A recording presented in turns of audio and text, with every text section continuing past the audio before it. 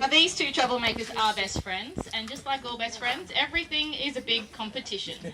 So they're racing up the hill there to see who gets in first behind the sheep, and then they'll start working back and forth behind those sheep to bring them down the hill here to us. Now Hunter's gone in behind the sheep and he's working his way back and forth, whereas Mac's kind of gone into the front of the sheep. Now that's the role of a heading dog. Now heading dogs are great out there on those big large properties because it helps hold all of those sheep together. So rather than having one dog get in behind them and scatter them, the two dogs will work together to move that cluster of sheep. Now what we're going to do is we're going to get Mac in behind those sheep again, and we'll show you the natural herding instinct of the dog, the way that they'll naturally anchor the sheep to the person asking them to do the job.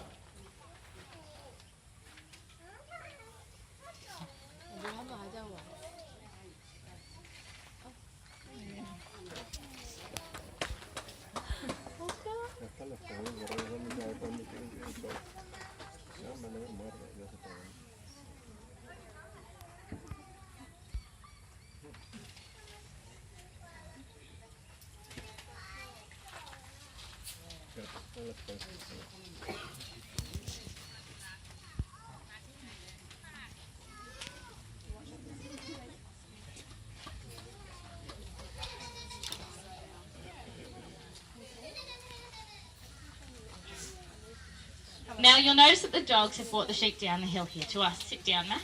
Sit. Now, the dogs will sit, naturally anchor the sheep to the person asking them to do the job. Now this is all well and good to sit down, Mac, when we've got only 15 sheep in the paddock and we're moving out in the open. But imagine if we were out west, we'd be moving a couple of hundred sheep per paddock, and we'd have to go through things like gates, and even sit down, Mac, sit. And even sometimes moving those sheep up and over bridges and things like that. So, for that reason, we actually have taught our dogs their left and their rights.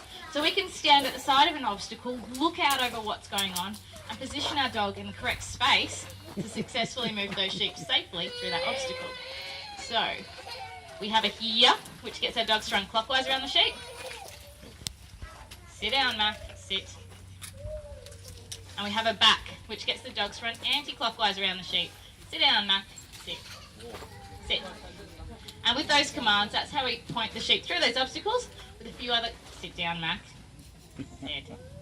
With a few other commands added into the mix as well. All right, sit down, Mac. That's the most important one we have. Now, we're going to move through some of the obstacles out here in the course. We are going to go over the bridge, through the clearing, and then we'll bring the sheep down into the yards so you can meet our famous merino sheep up close and personal.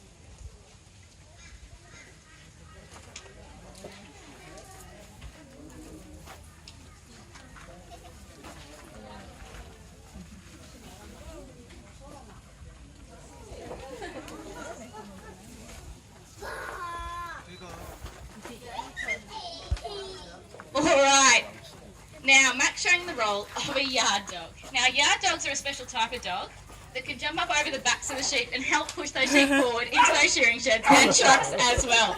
Now, that annoying bark that he's doing as well actually also helps assist in moving those sheep forward. Now, imagine if we had a couple of hundred sheep in the runs at a time. What we'd do is we'd get the dog to jump up over the backs of the sheep. They'd run all the way to the front. They duck down underneath, run under, and that actually helps push those sheep forward into their shearing sheds and trucks as well, saving us a lot of time and energy. All right, Mac, out. Good boy. Now, the sheep we are running in today's show are Australian merino sheep, so our amazing wool sheep that we do have here in Australia. So if you'd like to come on over, part the fleeces on the backs of the sheep, you'll see the beautiful white wool coming through under